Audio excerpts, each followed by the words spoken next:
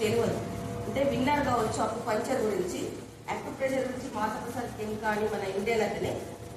ఇది సంస్థానము ప్రయాగ్రాజ్లో ఉంది. మేము కోవిడ్ అప్పుడు జస్ట్ ఫన్నీగా నేర్చుకుందామని వెళ్ళాము, కానీ ఇది చాలా డీప్ సబ్జెక్ట్. డాక్టర్స్ కూడా అంత చిక్కని విద్య ఇది, చాలా డీప్ సబ్జెక్ట్. ఏదో మేము ప్రెషర్ ఇవ్వడం అంటే ఏ బఠానీలు మెంతులు ఏ సీడ్లే కదా వెల్కమ్ లైఫ్ స్టడీ స్టార్ట్ చేసినాము. దీంట్లో magnet therapy and seed therapy, colour therapy అన్ని రకాలుగా ఉంటాయి. జస్ట్ మీకు బేసిక్ నాలెడ్జ్ ఇస్తాను.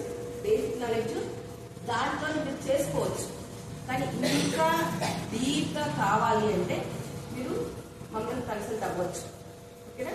మేము మ్యాగ్నెట్ థెరపీ అండ్ మ్యాప్ చేసిస్తాము, చేతిలో ఎలా ఎలా పెట్టుకోవాలని అలా ఫిక్స్ చేసిస్తాము. అందరూ అలర్ట్గా ఉన్నారా? స్టార్ట్ చేయరా?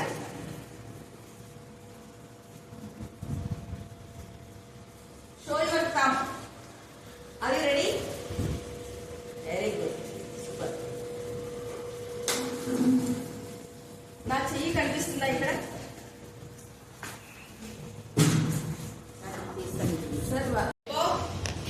షోల్డర్.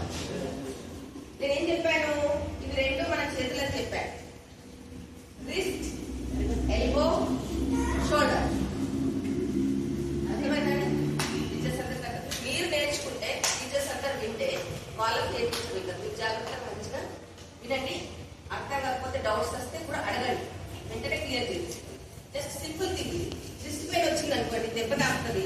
మనకు రిస్ట్ పెయిన్ వచ్చింది, మీకు ఇక్కడ ట్రీట్ చేస్తే తగ్గిపోతుంది. ఎంత అవ్వగలుగుతుందండి?